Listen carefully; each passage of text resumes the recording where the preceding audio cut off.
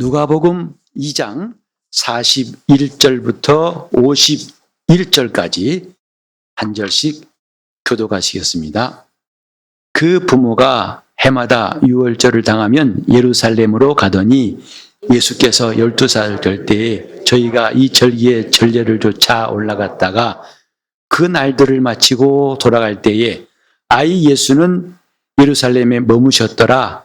그 부모는 이를 알지 못하고 동행 중에 있는 줄로 생각하고 하룻길을 간 후 친족과 아는 자 중에서 찾되 만나지 못함에 찾으면서 예루살렘에 돌아갔더니 사흘 후에 성전에서 만난즉 그가 선생들 중에 앉으사 저희에게 듣기도 하시며 묻기도 하시니 듣는 자가 다 그 지혜와 대답을 기히 여기더라.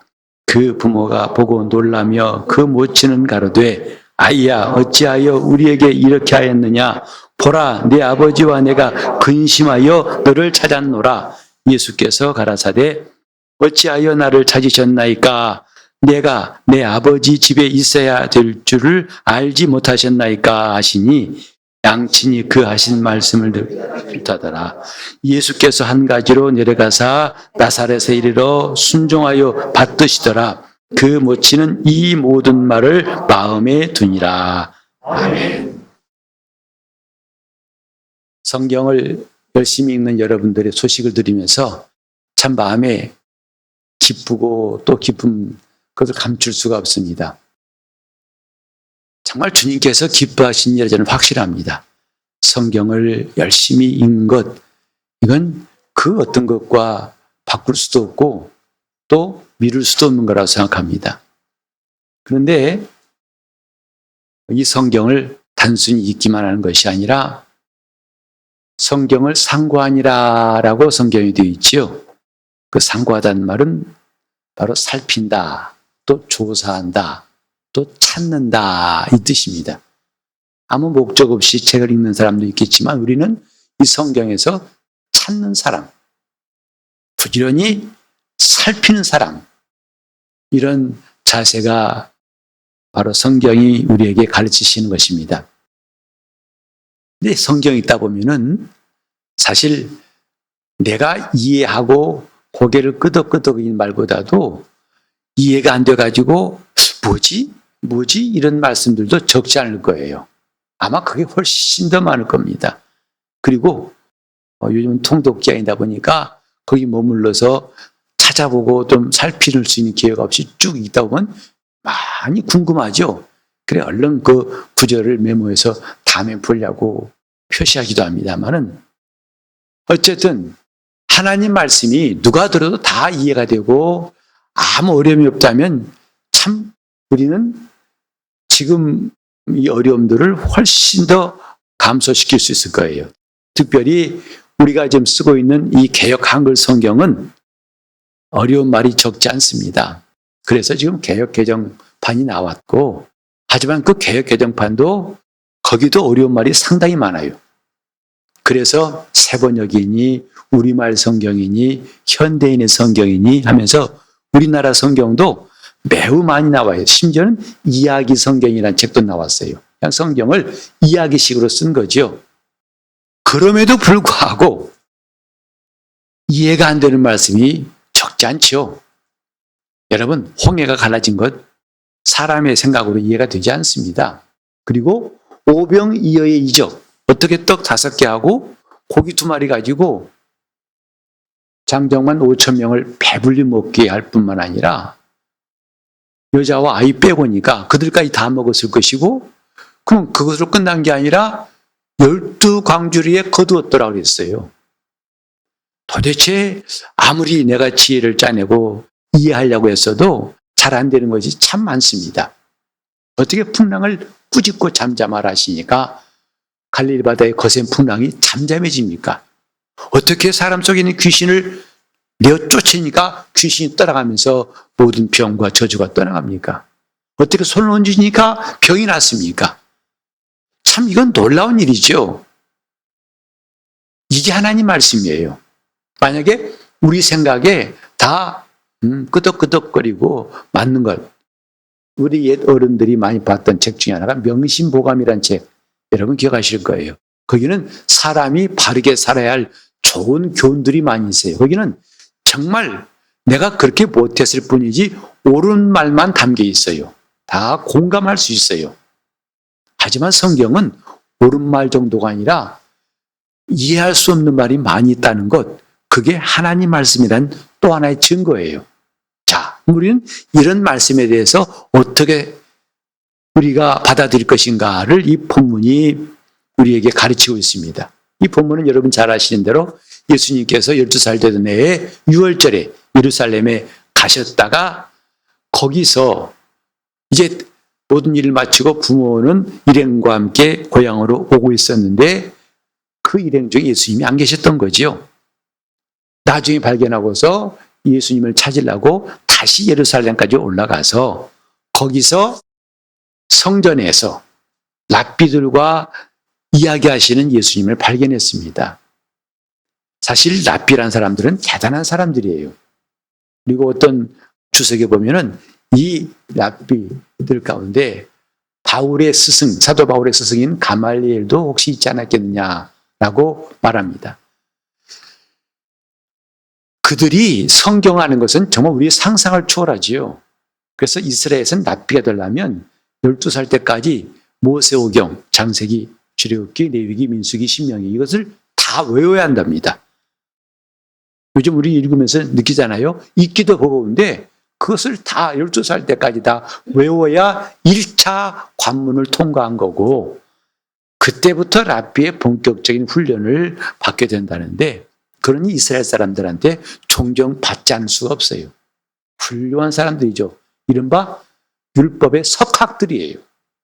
그런데 예수님께서 그들과 함께 묻기도 하고 답하시더라.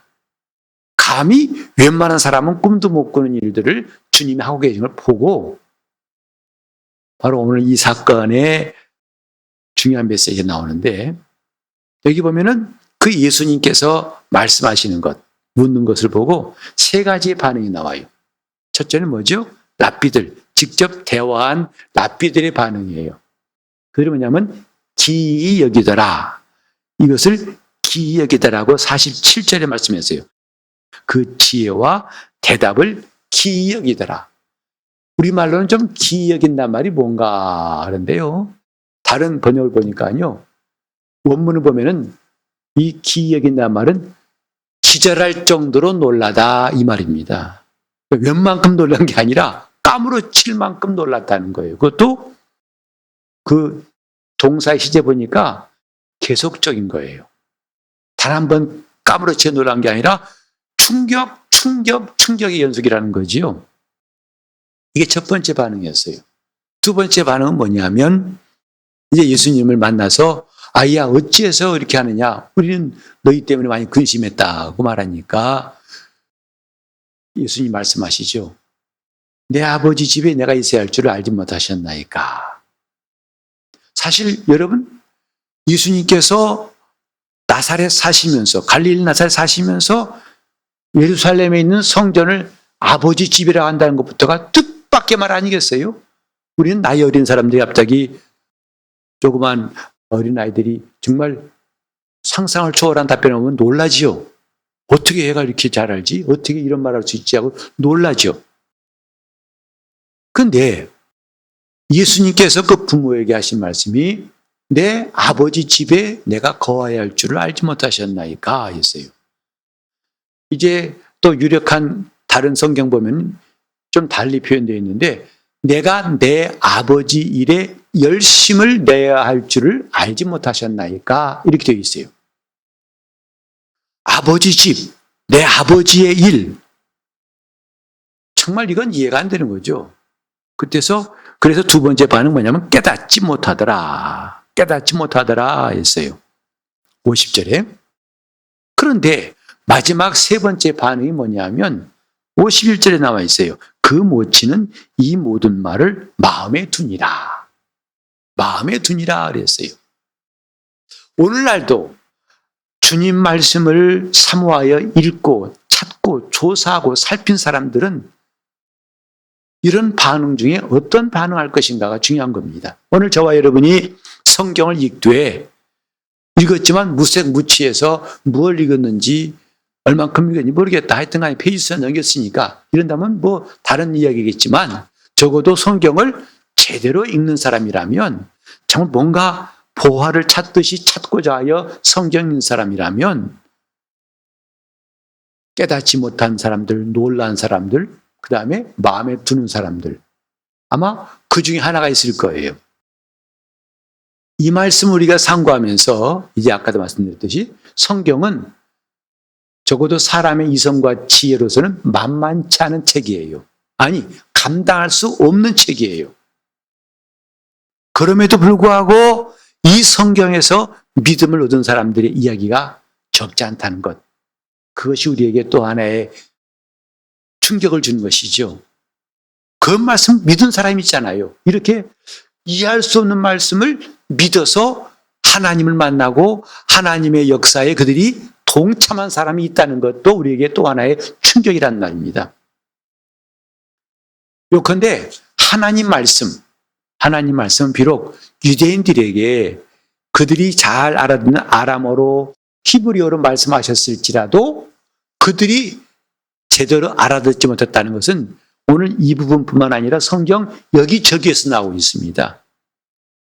이제 예수님께서 우리 지지난주도 상고했었죠. 성전에서 많은 이적을 행하시니까 사람들이 믿었어요.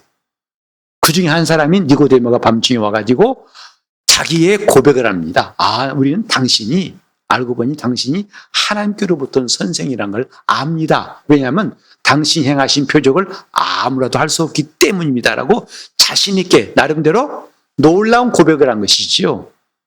그러나 주님께서 거듭나라는 말씀하심으로써 또 니고데모는 충격받습니다. 놀라게 됩니다. 왜? 주님 말씀을 깨달을 수가 없어요. 받아들일 수가 없어요. 아니 사람이 났다가 다시 모태에 들어갔다 나와야 됩니까? 이 정도밖에 이해가 안 되는 거죠. 그때 예수님께서도 너는 이스라엘의 랍비로서 어찌 이런 말을 깨닫지 못하느냐. 내가 땅의 일을 말해도 내가 알지 못하겠거늘 하늘의 일을 말하면 어찌 알겠느냐 했어요. 우리는 여기서 참 중요한 사실을 깨닫습니다. 말씀을 우리가 듣는 게 얼마나 중요한가. 또 한 가지는 그걸 그냥 우리가 우리 식대로 들을 수는 없구나 하는 것이지요. 비록 우리나라 말로 내게 들려올지라도 그게 내게 안 들어올 수 있다는 거지요. 그러면 흘러가 버리는 겁니다. 이런 일들은 성경의 비일비재예요. 주님은 말씀하셨는데 그들은 깨닫지 못해요. 주님은 가르치셨지만 그들은 깨닫지 못해요. 이제 요한복음 8장, 7장, 8장에도 이와 비슷한 말씀이 있어요. 예수님께서 오랫동안 나는 세상의 빛이라 하고 빛과 어둠에 대해서 말씀하시다가 그 말씀을 듣던 사람들이 믿었어요. 예수를 믿었더라 했어요. 그때 요한복음 8장 31절, 32절에 주님 말씀하셨죠?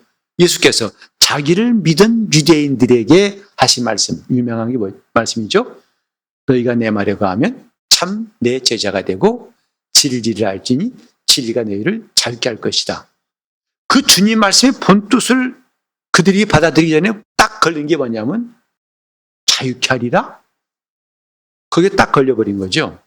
그래서 그들이 금방 내놓은 반응이 뭐죠? 아니, 왜 우리를 자유케 한다고 하느냐? 우리는 남의 종된 적이 없고 우리는 아브라함 자손이야. 근데 무슨 말이야? 하고 예수를 믿는다고 하는 그 유대인들이 반응은 뜻밖이었어요. 우리 같으면 신자들이 하면 그저 주님 말씀에 아멘 받아들일 텐데 그들의 반응은 아주 거칠었다 이 말이죠. 어찌해서 우리를 자유케 한다고 하느냐? 그건 이해할 수 없다. 이런 차갑고 냉랭한 반응을 일으켰을 때에 추가하신 말씀이 있어요.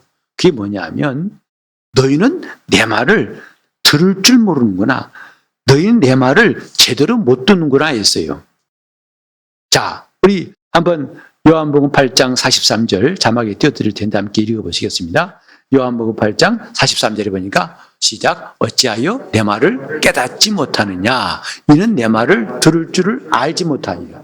여러분 보세요. 좀 주님이 느끼신 게 뭐냐면 이들이 내 말을 깨닫지 못한다는 거예요. 왜? 내 말을 들을 줄을 알지 못하기 때문이다 이 말이에요. 우리가 영어를 못 알아들으니까 그 말 의미를 못 깨닫는 거죠. 이 사람 무슨 말하는 게 그러죠? 내 말을 깨닫지 못하느냐? 왜? 이건 내 말을 들을 줄 모른다 이 말이죠. 우리는 이제 가까이 살아도요, 또 친구라더라도 교인들끼리라도 그 사람이 말하는 것을 잘 모르면 그 사람이 하는 말을 깨달을 수 없어요. 그 사람 말하는 스타일을 알 때 우리는 금방 알아들 수 있지만 제가 정말 그런 사람 중에 하나예요. 저는 제 나름대로 말하는 방식이 있어 말하면요, 대부분 사람이 못 알아듣습니다. 그래서 대단히 긴장하고, 아니 나는 좀 웃자고 한 이야기인데 더 긴장해서 그러면 정말 제가 당혹스럽죠. 내 말을 들을 줄을 알지 못하느냐. 그러니까 당연히 깨달을 수 없다는 것이죠. 그 말씀을 깨닫지 못하니까 결국은 어떻게 되냐면 나를 죽이려 한다. 37절 보세요. 8장 37절 보시면은 여기에 주님 말씀하시기 시작. 나도 너희가 아브라함의 자손인 줄 아노라. 그러나 내 말이 너희 안에 있을 것이 없으므로 나를 죽이려 한도다. 여러분 좀 충격적이지 않습니까? 주님 말씀을 들을 줄 모르고 깨닫지 못하니까 그건 어떤 게 나온다고요? 결과는 예수를 죽인 거예요. 과연 이 말씀대로 그들은 나중에 예수를 십자가에 못 박았죠. 그렇게 많은 사람들이 예수의 말씀 듣고 은혜 받고 병 고침 받고 놀라운 기사회적을 경험했지만은 주님은 그들 손에 의해서, 다른 사람이 아니에요. 저 이방 사람이 아니라 유대인의 손에 의해서 죽임을 당하셨어요. 그 원인을 말씀했죠. 내 말을 들을 줄 모르는구나. 그러니 깨달을 줄 모르고 결과적으로는 나를 죽이려 하는구나 그랬어요. 이 모든 게 뭐냐면 그 가장 근본적인 게 뭐냐면 5장 38절에 이런 말씀이 있어요. 5장 38절 다시 읽어볼까요? 그 말씀이 너희 속에 거하지 아니하니 이는 그가 보내신 이를 믿지 아니하니. 다시 읽어볼까요? 그 말씀이 너희 속에 거하지 아니하니 이는 그가 보내신 이를 믿지 아니함이라. 참 주님 말씀이 내 안에 거하지 않는다는 게 얼마나 큰 불행인가. 우린 말씀을 읽어요.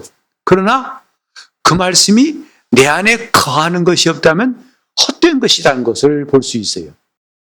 여러분 소쿠리라는 거 아세요? 대나무로 만든 바구니 아시죠? 소쿠리로 물 퍼본 적 있습니까?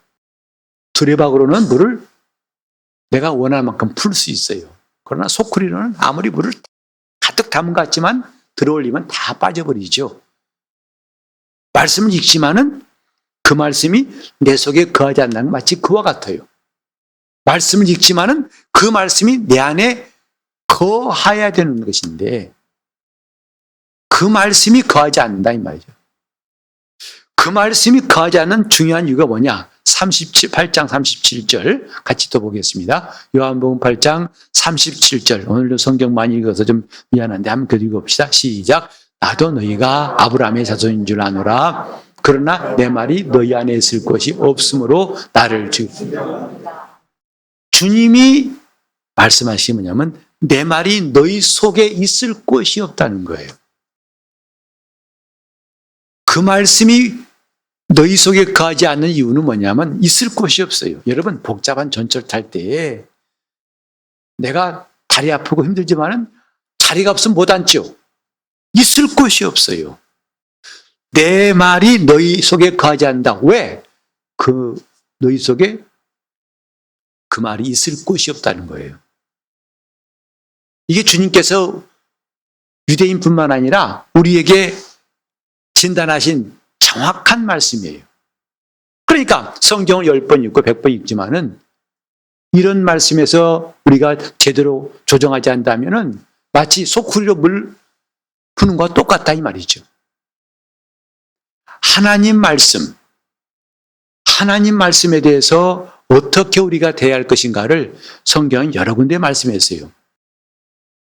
저 창세기 37장 1절 이하에 보면은 야곱의 가정이 나옵니다. 특별히 요셉 이야기예요. 근데 요셉은 야곱이 노년에 얻은 아들 아닙니까? 11번째 아들이거든요. 그래서 무척 편애했어요. 다른 아들보다도 훨씬 더 사랑하는, 눈에 띄게 그에게 채색 옷, 귀한 옷도 입히고 평소에 늘 먹을 것도 많이 줬어요. 그리고 또 요셉은 거기다가 형들한테 미움을 받을 만큼 형들이 뭐 잘못하면 금방 아버지한테 일러 바쳤어요. 그러니 형들이 요셉을 미워할 이유는 충분하다 알 수 있습니다. 아버지도 그를 편애하시지, 또 이 녀석이 아버지 사랑받는다고 우리의 허물은 다 갖다 일러 바치지, 싫죠. 근데 결정적으로 싫은 게 뭐냐면 요셉은 꿈을 잘 꿨어요. 근데 그 꿈 이야기를 또 혼자만 갖고 있는 게 아니라 다 광고했어요. 형님들, 나 어젯밤 꿈 꿨는데 이제 형님들하고 같이 이제 볕단을 추수하고 있었습니다. 근데 그 볕단 가운데 제 볕단은 벌떡 일어서고 여러분 볕단은 다 저한테 절합디다. 기분 좋겠어요? 나쁘겠어요? 성질나죠. 아니 그러면 우리가 다 너한테 절하랴? 이거죠. 그게 또 아니에요. 또 했어요. 내가 꿈 꿨더니 해와 달과 별들이 다 내게 절합디다. 해와 달은 아버지와 어머니를, 근데 별들은 형들을 생각한다면 완전히 이 자식이 한 말밖에 할 수밖에 없어요. 근데 그때 37장 11절에 보면은 야곱은 달랐어요. 야곱은 그 말을 마음에 두었더라 했어요. 하나님이 이 아이를 통해 뭔가 하시겠구나.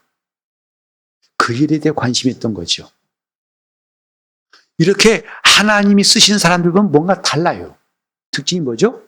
말씀을 마음에 둔 거예요. 말씀을 마음에 두니라. 그러고 보니까 성경에는요, 이런 말씀들이 적지 않더라고요. 하나님 말씀을 마음에 두었다는 이야기가 적질 않아요. 누가복음 2장 19절에도 이런 말씀이 있어요. 마리아는 이 모든 말을 마음에 새기어 생각하니라. 마리아라는 사람이 정말 하나님께 쓰임받을 수 있는 귀한 요소가 이것이구나 깨닫습니다. 마리아는 그냥 뭔 소리야 하고 무시하지도 않고 놀래서 그걸로 끝나지 않고 마음에 새기어 생각하니라. 우리가 하나님의 말씀을 사모하고 성경을 상고한 것이 중요한데 거기에 더하여서 우리는 하나님 말씀을 이렇게 마음에 두는 게 중요하겠다라고 생각합니다. 그래서 이제 유명한 이스라엘 사람들이라면 누구나 다 암송하는 말이에요. 대한민국 헌법 제1조 같이 줄줄줄 외우는 말씀이 뭐냐면 신명기 6장 4절로 6절의 말씀입니다. 이스라엘아 들으라, 우리 하나님 여호와는 오직 하나인 여호와시니 너는 마음을 다하고 성품을 다하고 힘을 다하여 네 하나님 여호와를 사랑하라. 이제 유대인들이라면요, 어렸을 때부터 이 말씀을 기록한 이 깃을 옷에 달고 다닙니다. 그리고 또 실제 가봤는데 유대인이 만든 호텔에 가봤더니요, 호텔 입구에 이렇게 홈이 파져 있어요. 국기 개양대에 꽂는 것처럼. 거기에 이게 돌돌 마른 종이가 있더라고요. 그래서 우리가 호기심 발동하잖아요. 빼봤어요. 빼봤더니 글씨가 써져 있는데 이 글씨예요. 이게 유명한 율법의 대강령이죠. 핵심이죠. 너희는 마음을 다하고 뜻을 다하고 성품을 다하고 힘을 다하여 너희 하나님을 사랑하라. 또 이와 같이 너는 네 이웃 사랑하라 했는데 그 다음 절에 보니까요. 6장 6절에 보니까 오늘날 내게 명하는 이 말씀을 너는 마음에 새기고 그랬어요. 어떻게 하라고요? 마음에 새기고. 그래서 그들은 어렸을 때부터 아이들에게 이 말씀을 부지런히 그 마음에 새기듯이 부지런히 가르친다고 해요. 유대인들은 기본 초석이에요. 하나님 말씀을 마음에 새기고 뭘 새겨야 할까요? 바로 이 말씀이다.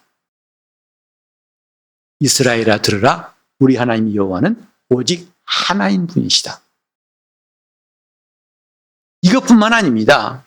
하나님 말씀은 우리 안에 있어야 한다는 것이죠. 신명기 30장 14절에 보니까 오직 그 말씀이 네게 심히 가까워서 내 입에 있으며 내 마음에 있은즉 그랬어요. 이제 올해 한 해 동안 성경을 열심히 읽는 우리 성도들에게 하나님이 이걸 원하시는 것 같아요. 열심히 읽되 우리는 그 말씀이 가까워지게 하자. 성경을 부지런히 읽는 우리에게 이제 그 말씀이 내게 가까워지게 하고 어떻게 내 마음에 그 말씀이 있게 하자. 이것이 정말 우리가 한 해 동안 성경을 열심히 읽고 하나님 말씀을 상고해야 할 중요한 뜻이라고 생각합니다. 그 다음에 또 이제 시편 119편 11절에 이런 말씀이 있어요. 바로 내가 주께 범죄치 아니하려 하여 주의 말씀을 내 마음에 두었나이다. 우리는 죄짓지 않고 살고 싶죠. 그 죄짓지 않으려고 애를 쓰지 않습니까? 그런데 번번이 느낀 게 뭐냐면 그게 소용없더라는 거죠. 성경은 놀라운 지혜를 말씀하고 있어요. 어떻게 하면 죄를 짓지 않을 것인가에 대한 답을 말씀하고 있는 게 바로 시편 119편 11절이죠. 내가 하나님께 범죄하지 않으려고 하여 주의 말씀을 내 마음에 두었나이다. 반대로 뭐냐면 그 말씀이 우리 마음에 없기 때문에 우리는 범죄한다는 거죠. 그 말씀 없이 혼자 나 죄 짓지 말아야 돼 싸우다 결국은 넘어지고 또 넘어진다는 거죠. 그래서 시편의 기자의 말 와닿습니다. 그도 얼마나 하나님 앞에 청결한 마음으로 하나님 뜻대로 살려고 했겠습니까? 근데 그것이 자기 노력으로 하면 안 되지만은 그는 깨달았다 이 말이죠. 뭐죠? 내가 주께 범죄하지 않으려 하여 주의 말씀을 내 마음에 두었나이다. 그 말씀을 내 마음에 두었나이다 했어요. 예수께서 부활하신 다음에 제자들에게 말씀하셨어요. 그들이 믿지 않음을 책망하셨죠.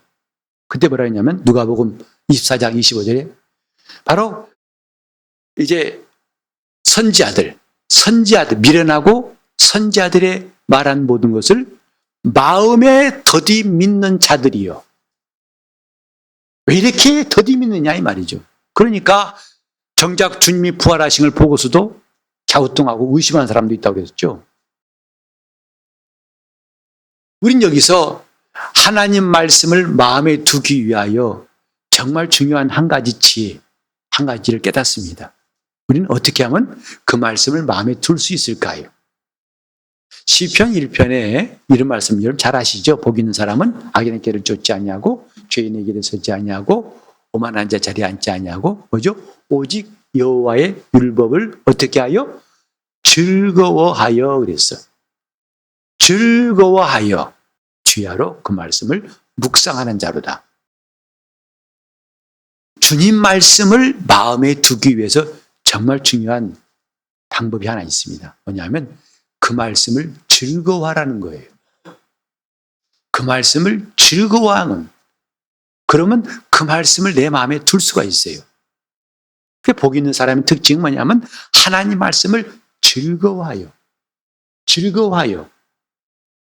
즉 그 말씀을 즐겨 듣고 즐겨내고 즐겨 감사하는 사람하고 그렇지 않은 사람하고는 확실히 하나님 구별하신다는 거죠. 고린도후서 8장 12절에 이런 말씀이 있어요. 주께서 할 마음만 있으면 받으실 터이요. 그 마음이 없으면 받지 않으실 것이다. 그러니까 하나님은 정말 그 사람이 외모를 보지 않고 그 마음을 보신다는 거예요. 그가 할 마음이 있는지 없는지를 보시겠다는 거죠. 그래서 마음이 있는 건 받으시지만 마음이 없이 하는 것은 받지 않으신다고 이미 나와 있어요. 또 우리 중요한 거 하나 또 봅시다. 하나님 말씀, 그 말씀을 내 마음에 두기 위해서 정말 우리가 해야 할 게 뭐냐면 말씀을 즐거워해야 되는데 하나님께서 이미 로마서 1장 28절에 보면 이런 말씀이 있어요. 저희가 마음속에 하나님 두기를 싫어하며 마음에 하나님 두기를 싫어하며 그러니까 하나님이 다 그 마음을 보셨다는 거죠. 하나님 두기를 싫어하니까 당연히 그 말씀을 즐거워할 리는 없을 거예요. 이거는 정말 하나님 말씀을 내 마음에 두고 싶다면 하나님을 말씀을 즐거워하고 하나님 두기를 싫어하지 말라는 거죠. 하나님 두기를 싫어하지 말라. 여러분, 우리도요, 사람 만날 때 그 사람이 나에게 대해서 노골적으로 나를 싫어할 때 그 사람에 말 붙일 수가 있다 없다? 만나기 쉽지 않죠. 아주 얼굴에 써 있어요. 난 너 싫어. 그때 어떻게 내가 아무리 좋은 호의가 있다 하더라도 그 내밀겠습니까? 마찬가지예요. 하나님도 벌써 내가 하나님을 싫어하는 게 딱 그 눈에 안 보이겠냐고요. 사람은 몰라봐도 하나님 보시기에 안 그러겠냐고요. 하나님 두기를 싫어하며 우리 예배하는 이 시간도 그분이 우리를 보실 때 정말 내가 나를 즐거워하느냐 아니면 나를 싫어하느냐 그걸 판단하신다고 할 때 우리는 얼마나 두렵습니까? 예배 시간에 와서 앉아있는 것이 중요한 게 아니라 내가 그분을 싫어하느냐 그분을 정말 좋아하고 즐거워하느냐 이게 중요한 거라는 거죠.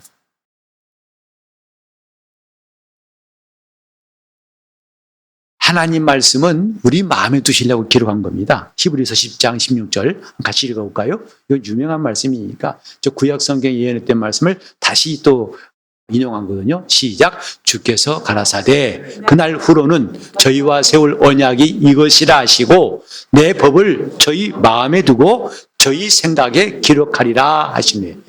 하나님 말씀 어디 두신다고요? 저희 마음에 두시고 저희 생각에 기록할 것이다. 이게 새 언약이에요. 첫 언약은 돌판에 새겼어요. 돌비에 새겼습니다. 그러나 하나님이 새 언약은 어디냐면 내 법을 저희 마음에 두겠다. 이게 하나님의 뜻인데 그 사람이 하나님을 싫어해요. 하나님 두기를 싫어해요. 하나님 말씀 두기를 싫어해요. 그러니 하나님의 말씀이 그 속에 있을 리가 없죠. 그 속에 말씀이 거할 수가 있겠냐고요. 말씀이 갈 곳이 없다고 주님이 이미 판단하신 거예요. 우리가 아무리 은혜를 받고자 한다고 아무리 주님을 의지한다고 하지만 내 속에 그 말씀을 둘 곳이 없다면 그 말씀이 이루어지겠냐고요. 우린 정말 중요한 게 뭐냐면 하나님을 즐거워하는 것이 중요합니다. 하나님을 기뻐하라는 거예요. 범사에 감사하고 또 쉬지 말고 기도하고 그 앞에 뭐죠? 항상 기뻐하라. 이것은 이제 우리가 사람들 볼 때 그냥 기쁜 표정만 지라는 게 아니라 먼저 하나님을 기뻐하라 뜻도 포함되어 있어요. 느헤미야 8장 10절에 유명한 말씀이 있습니다. 백성들이 수십 년 동안 저 바벨론은 포로 생활하고 돌아와가지고 드디어 에스라가 성전에서 하나님의 율법책을 발견해가지고 야 우리 이 말씀을 발견했다 읽자 하고 표정들을 모아가지고 막 읽는데 다들 막 감격해 웁니다. 그때 느헤미야가 한 말이 있죠. 아 잠깐만 오늘 울지 말아라. 우는 것도 이해하지만 울지 말아라. 오늘은 기뻐할 주의 날이다. 그래서 느헤미야 8장 10절이 뭐냐면 하나님을 기뻐하는 것이 우리의 힘이다 그랬어요. 하나님을 기뻐하는 것이 우리 힘이다. 지금 우리는 다른 경건의 모양 내려고 하기 전에 이것부터 하자. 하나님을 기뻐하자. 하나님을 기뻐하자. 죄악이 뭐죠? 죄를 지으면 하나님을 싫어해요. 하나님 말씀 두기를 싫어합니다. 그러나 하나님을 기뻐한 사람은 하나님과 가까워질 수밖에 없어요. 내 얼굴에 노골적으로 그 사람을 너 싫어, 보기 싫어. 그건 그 둘은 좋아요를 화목할 수가 없지요. 그러나 벌써 만나면 기쁜 사람들, 즐거운 사람들은 얼마나 화목한지 우리는 금방 이해할 수 있습니다. 이게 시작이에요. 그래야 주님 말씀이 내 안에 거할 곳이 생기는 거예요. 그 말씀을 들을 줄 알고 깨달을 줄 알고 그 말씀을 내가 마음에 둘 수 있는 거죠. 오늘 우리는 이 말씀과 함께 한 해를 더 힘있게 나갔으면 좋겠어요. 하나님을 내가 과연 기뻐하는가? 그분을 내가 즐거워하는가? 아니면 마지못해서 혹은 내가 싫지만은 억지로 그것을 커버하고 그걸 감추느라고 애쓰는가? 하나님을 기뻐하는 것이 우리의 힘입니다. 그래서 성경에 보면요, 즐거운 찬송 부르란 말이 나오죠. 즐거운 찬송. 사실 여러분 찬송은 다 즐겁다 안 즐겁다? 다 그렇게 말할 수 없어요. 찬송 자체는 즐겁지 않습니다. 내가 하나님을 즐거워하여 부를 때 즐거운 찬송이지 내 마음이 심란한데 즐거운 찬송 나올 리가 없는 거죠. 그래서 즐거운 찬송이라는 것은 내가 하나님을 즐거워할 때 비로소 즐거운 찬송 부를 수 있습니다. 우리가 이제 예배 전에도, 예배 시작할 때도 우리가 찬송을 하면서 하나님께 나갑니다. 그때 얼어붙은 마음 가지고 찬송하는 것은 참 나도 힘들고 하나님도 보시기에 힘드실 거예요. 그러나 내가 주님을 기뻐합니다. 내가 이곳에 온 것을 감사하고 주님께 노래할 수 있는 게 감사하고 주님께 나가서 예배할 수 있는 게 감사하고 주님과 가까워지는 게 감사합니다. 기쁩니다. 기쁩니다. 이런 사람은 찬송 시간이 얼마나 좋은지 아마 15분, 20분이 짧을 겁니다. 아마 혹가는 여러분 가운데 여러분 이런 분 있지 몰라요. 왜 천 목사는 다시 한번 하냐고. 찬송 부를 때 다시 한번 그것도 긴 5절짜리 부르다 또 다시 한번 하면 어떤 분 그래요. 화가 난다는 거죠. 왜 이렇게 많이 부르냐는 거죠. 왜 이제 간단하고 빨리 집에 가야 돼. 왜 이렇게 5절까지 다시 한번 또 3절부터 다시 한번 그러면 더 막 혈압지수 올라간다는 거죠. 근데 우리는 하나님께 즐거운 마음이 있다면 찬송을 몇 번 부르든 어떤 분은 관계없어요. 이 찬송은 슬픈 찬송, 기쁜 찬송이 없어요. 다 같은 찬송인데 중요한 건 내 마음이에요. 내 마음이 하나님을 기뻐하면, 즐거워하면 즐거운 찬송을 부를 수가 있습니다. 이제 우리가 하나님 말씀을 마리아처럼 마음에 둘 수 있다면 하나님의 비밀이 우리 속에서 이루어지고 역사할 것입니다. 이를 우리는 하나님을 기뻐할 수 있기를, 그분을 즐거워할 수 있기를, 하나님을 싫어했던 내 과거를 완전히 청산하고 하나님을 기뻐할 수 있기를 예수 이름으로 축원합니다.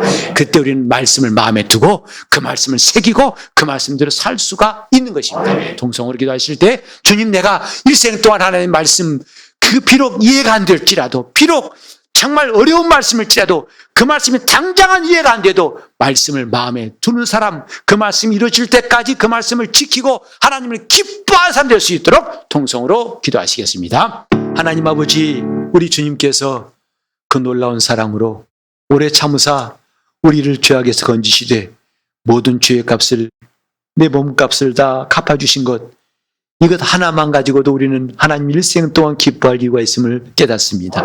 하나님을 기뻐하는 성도로 살게 도와주시고 우리 하나님 말씀을 즐거워하며 묵상하게 도와주시고 그래서 우리 마음속에 주님 말씀이 풍성히 거할 수 있는 거룩한 심령 되게 하여 주시옵시고 하나님이 계획하신 대로 이제는 그 말씀이 우리 마음에 두시고 그 생각에 말씀을 두시는 귀한 역사 시작되게 하여 주시옵시고 계속되게 하여 주시옵시고 온전케 되게 하여 주시옵시고 언제나 주님을 즐거워하고 즐거운 찬송 부르는 우리 온 성도가 되게 하여 주시옵소서. 예수 이름으로 기도합니다. 아멘.